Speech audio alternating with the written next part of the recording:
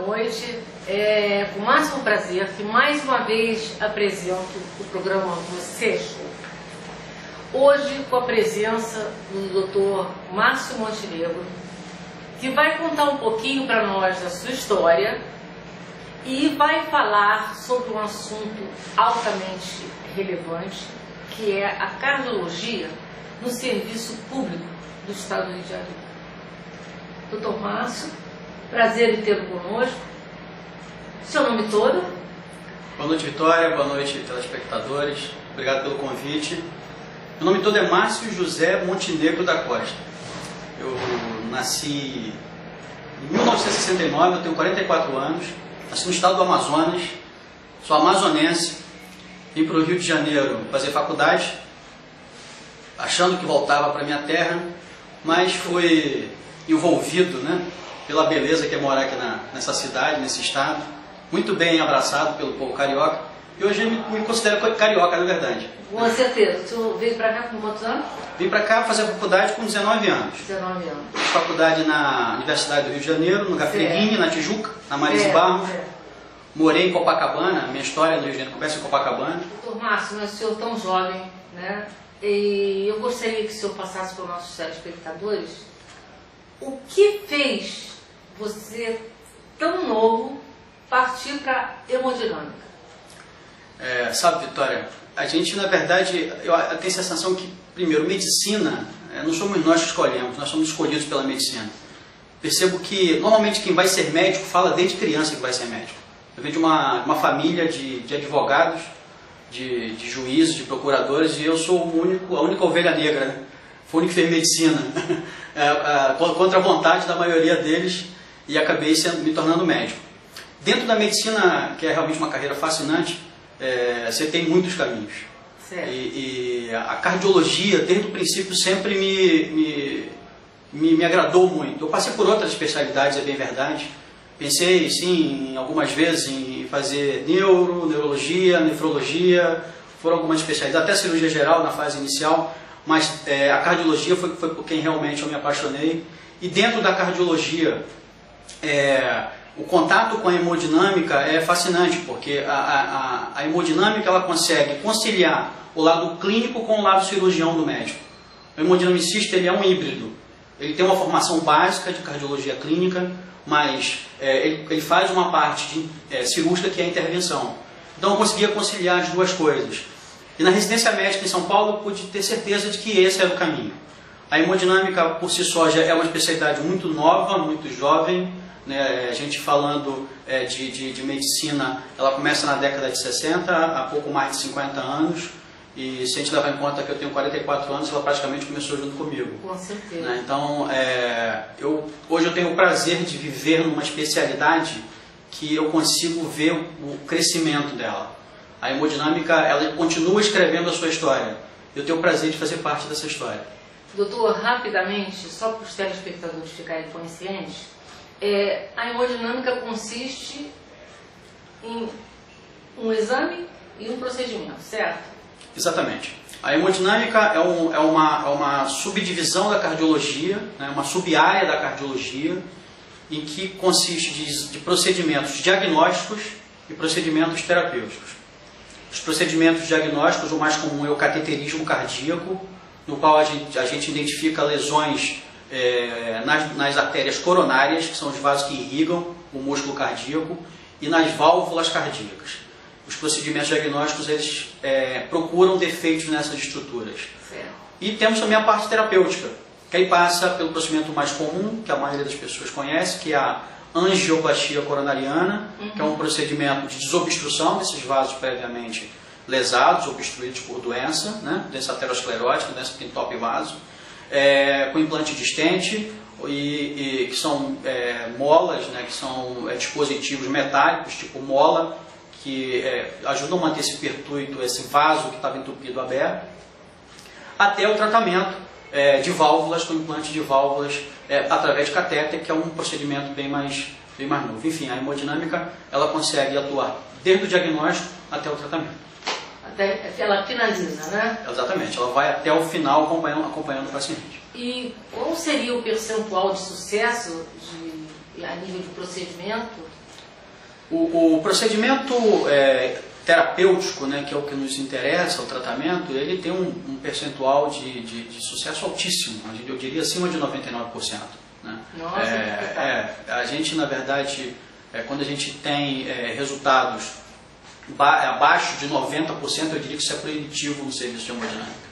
Né? A gente não espera nada diferente disso aí, porque são procedimentos, se não de emergência, previamente avaliados, escolhido o material adequado para que a gente possa fazer a intervenção da melhor maneira para o paciente. Então, com certeza, ela transita numa faixa de sucesso muito elevada. Doutor, agora eu queria perguntar ao senhor também um fato assim que eu acho bem relevante para a população, porque as pessoas têm o hábito de falar que só quem tem dinheiro pode se tratar através de hemodinâmica. Hoje eu estou vendo aqui um hospital público, da onde o senhor é o chefe da hemodinâmica, e eu queria que o senhor falasse um pouquinho a respeito da hemodinâmica dentro do conceito de medicina pública. Bem, eu sou médico proveniente da área privada, trabalhei desde a minha formação, desde a minha saída da residência médica, quando eu retornei de São Paulo para o Rio de Janeiro. Eu trabalhei sempre muito dentro da área privada. E realmente, no ano de 2005, eu fui contratado por um concurso público para trabalhar na rede estadual.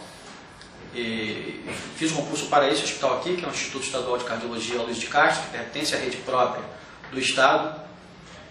E nesses últimos 8 anos eu percebi um investimento muito forte do governo do Estado, na figura da Secretaria Estadual de Saúde, para a melhoria desse hospital especificamente. Hoje, a hemodinâmica do Aloysio de Castro é uma hemodinâmica que consta de 3 laboratórios de hemodinâmica, tem uma unidade de 8 leitos para pós-intervenção, né, pós-tratamento, pós-implante de stent, de válvula, do que quer que seja. Tem vários hemodinamicistas, tem cardiologistas trabalhando aqui no setor, e continua sendo um trabalho árduo a gente conciliar os diversos interesses, mas a verdade é que hoje a gente consegue proporcionar ao paciente do Sistema Único de Saúde, na grande maioria, aquela parcela da população que não tem acesso à saúde suplementar, né?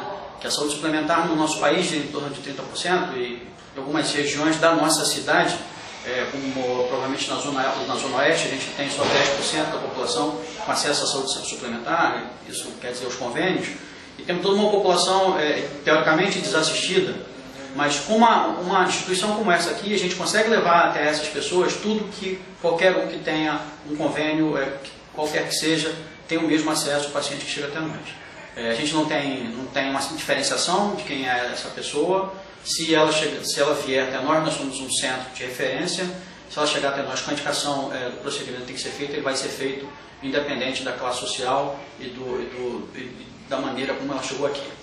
Acredito que isso é importante, você disseminar a tecnologia. Realmente a cardiologia intervencionista e a hemodinâmica trabalham com materiais caros, com materiais com muita tecnologia envolvida, que tem que ter uma indicação precisa. E é isso que a gente faz exatamente, que proporciona à população um acesso que teoricamente eles não teriam condições. Mas aqui a gente consegue reverter essa realidade. Doutor Márcio, outra coisa também que eu acho importante, já que você citou isso tudo, os pacientes daqui, para deixar bem claro a esse telespectador que está assistindo, está ansioso para saber, os stents farmacológicos são usados também do SUS? Vitória, isso é uma luta da sociedade de hemodinâmica, a inclusão dos stents farmacológicos no Sistema Único de Saúde, mas infelizmente ainda não é uma realidade, né, de forma plena. O que existe são centros como esse aqui, eu poderia citar esse aqui no Rio de Janeiro, junto com o Instituto Nacional de Cardiologia, com o Instituto Dante Casanese em São Paulo, que por uma iniciativa do governo, individual do governo, ele assume esse custo e compra o stent farmacológico para implante nos pacientes que têm essa indicação. Que seriam, na sua grande maioria, os pacientes diabéticos, os pacientes com algumas lesões características próprias que se beneficiam desse tipo de prótese. Mas, efetivamente, essa prótese ela ainda não é ressarcida pelo Sistema Único de Saúde, infelizmente. Certo. Isso quer dizer que a dificuldade aqui da colocação no stent farmacológico é menor. A gente tem, na verdade, a gente consegue ter acesso a esse tipo de prótese, graças a essa iniciativa da Secretaria de Saúde e da direção do hospital, mas é uma iniciativa isolada. Aqui a gente faz uso com muito cuidado, com uma indicação muito precisa, uma vez que tem um outro lado também. Os recursos eles precisam ser regulados de forma confiável, né? Então a gente tenta usar da melhor maneira possível essas próteses que chegam até nós. Vamos dar uma pausa agora para os nossos comerciais e já voltamos com o Dr. Márcio.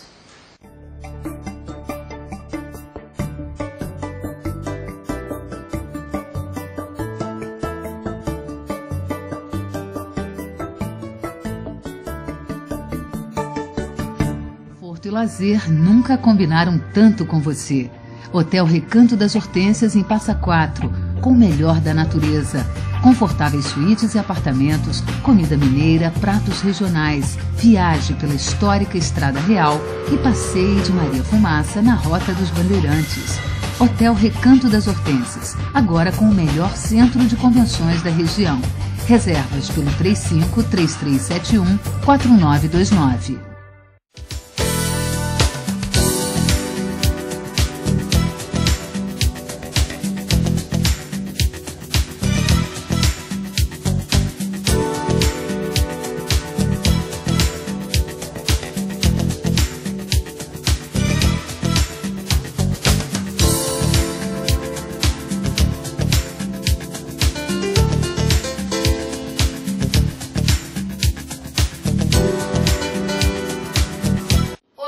Estamos de volta com o Dr. Márcio para vocês ficarem cada vez mais satisfeitos, a cultura mais perto de vocês, vocês entendendo tudo que for falado a respeito de hemodinâmica. E eu agora quero fazer uma pergunta ao Dr. Márcio relativo a um programa que eu acho que vocês também vão ficar bastante satisfeitos em conhecer. Mas antes de perguntar sobre esse programa, doutor, eu queria que o senhor também tirasse uma dúvida. Os procedimentos de hemodinâmica, eles podem ser feitos em qualquer idade? Vitória, isso é uma questão que sempre fazem, né, pra gente, até que momento da vida podem ser feitos procedimentos. Os procedimentos, eles não são procedimentos que têm corte, não tem incisão, mas não tem uma ferida cirúrgica aberta. São procedimentos percutâneos, são procedimentos feitos por punção de agulha, né, e introdução do catéter através da pele. Isso é um procedimento percutâneo. Ele pode tanto ser feito pela artéria do punho, do braço, da próxima mão, que é a artéria radial, quanto pela artéria da virilha, né, da região inguinal, que é a artéria femoral. Temos outros acessos, mas esses dois são os mais utilizados. Se a gente puder proporcionar uma melhora na qualidade de vida do paciente, não importa a idade. Então, esse ano mesmo eu tive a oportunidade de fazer o implante de uma válvula aórtica numa paciente de 94 anos. Nossa, que espetáculo! Olhem! E assim, eu tenho certeza que a gente contribuiu para a melhora da qualidade de vida dela. Tenho certeza também que eu vou estar no aniversário de 100 anos dela, dependendo desse procedimento. Parabéns, doutor Márcio. Parabéns para o senhor e parabéns para essa paciente, né? Verdade.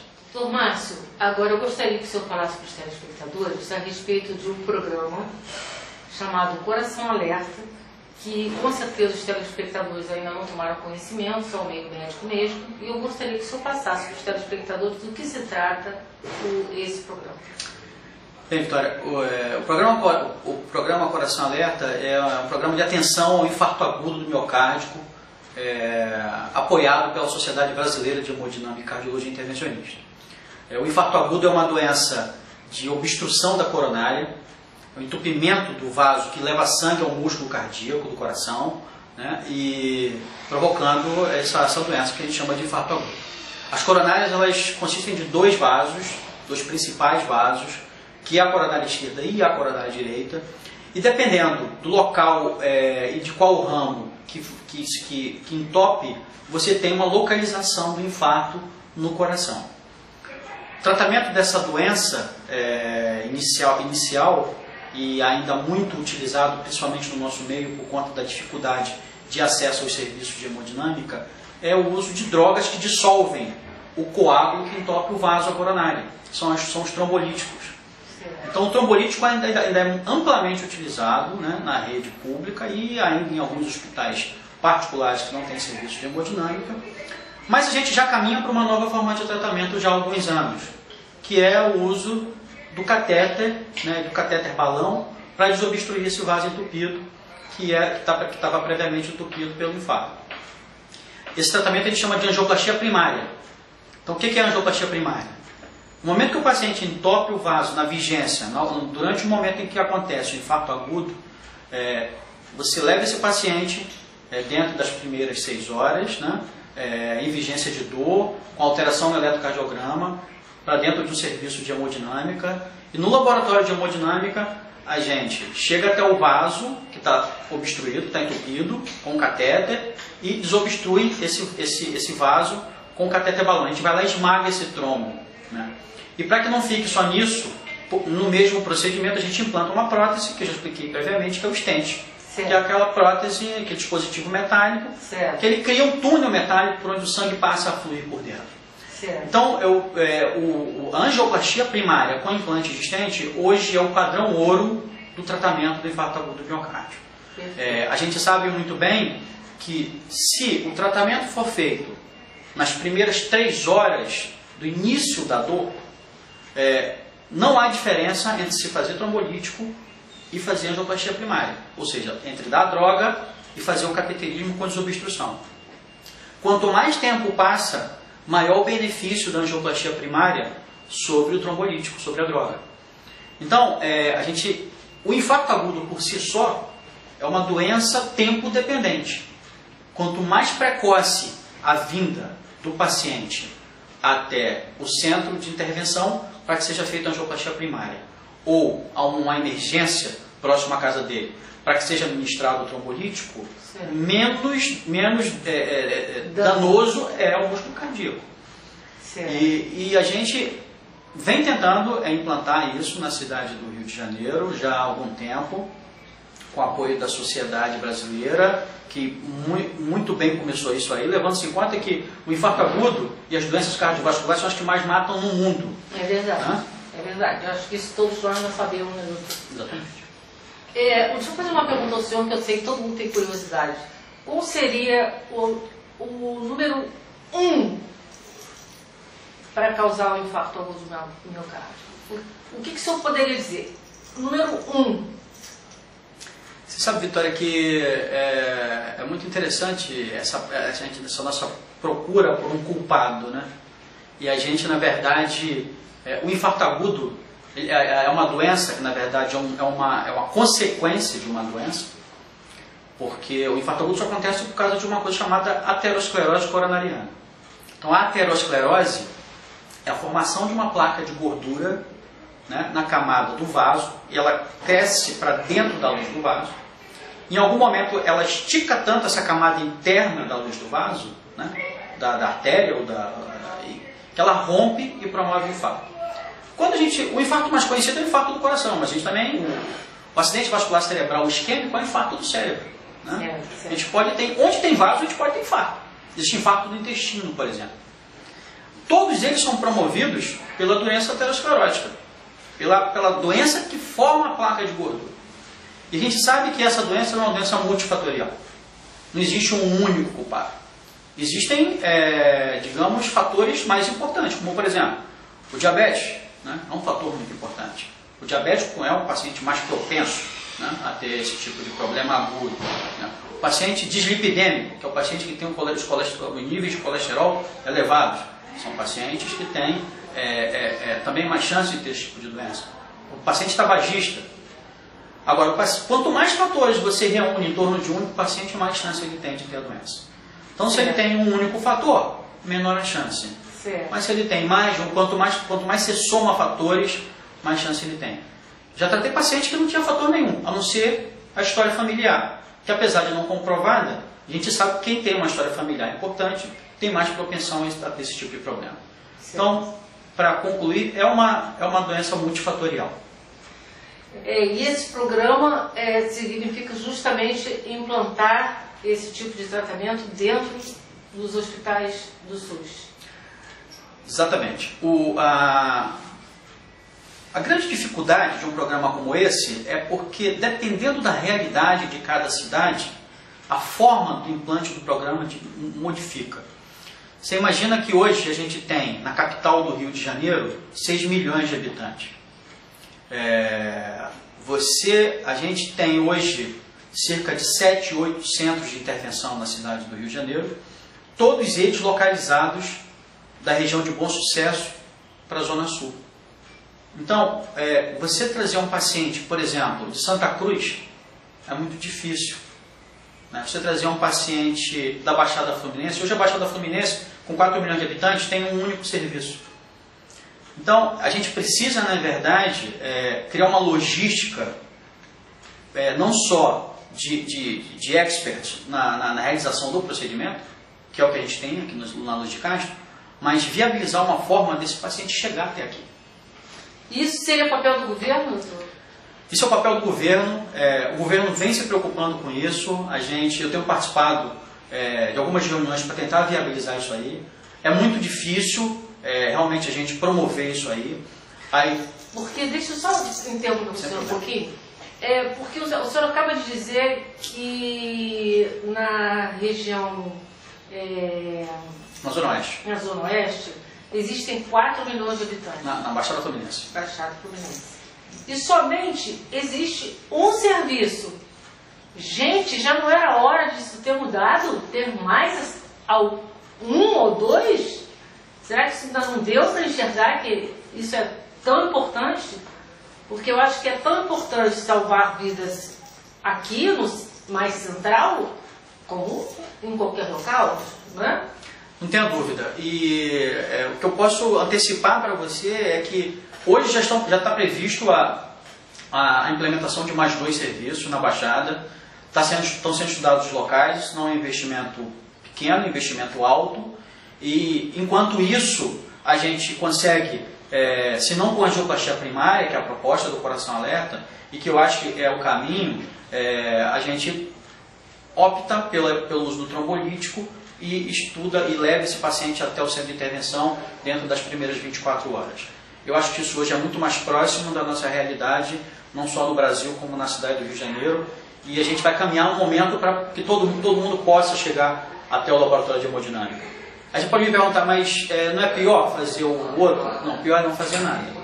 Tá? Então a gente tem que de alguma maneira tratar esse paciente, porque qual que é a diferença básica entre você dar a medicação e fazer a angioplastia primária? A diferença básica é que o trombolítico, a droga, que ela dissolve só o trombo, ela não trata o vaso, mas ela abre o vaso, o sangue volta a fluir normalmente. Então aquele vaso está aberto e a gente tem chance, a gente tem ainda um tempo de dias em que a gente pode levar esse paciente de forma mais programada até um centro de intervenção para que aquele vaso seja tratado. De outra forma, a angioplastia, que na verdade, além de desobstruir, deslocar o trombo, o coágulo que está obstruindo o vaso, a gente aproveita naquele mesmo procedimento e trata. Então, eu acredito que o governo, eu tenho participado mais uma vez dessas reuniões, o governo vem se preparando para fazer isso em larga escala, mas a nossa realidade no momento ainda é o tratamento com reperfusão com trombolítico. Doutor Márcio, eu gostaria de fazer uma pergunta agora ao senhor. Se por acaso eu deixei de fazer alguma pergunta que o senhor acha importante e interessante passar para os telespectadores, para vocês todos. Vitória, o que eu gostaria de deixar como mensagem final é que para você ter um serviço como esse aqui, público, né, como é o Luiz de Castro, Instituto Estadual, suportado pelo governo, é importante o compromisso das pessoas. Nunca eu conseguiria fazer isso aqui sozinho.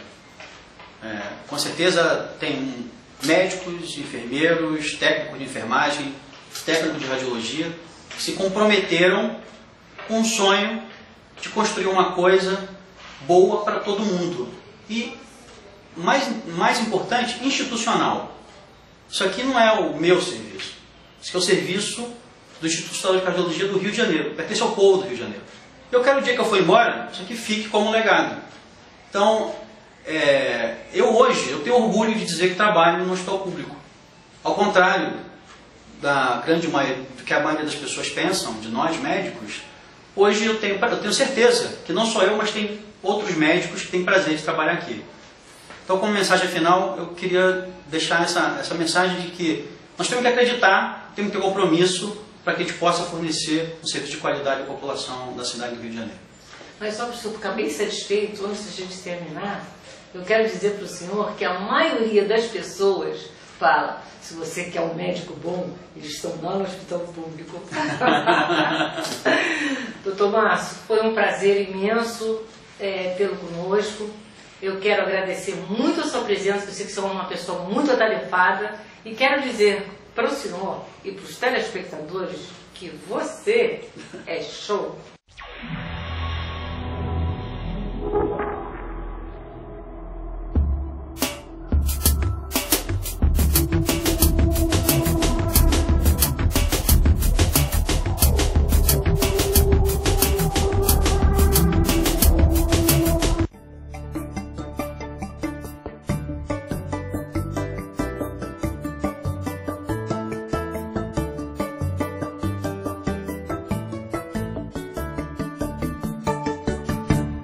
E lazer nunca combinaram tanto com você. Hotel Recanto das Hortênsias em Passa Quatro, com o melhor da natureza.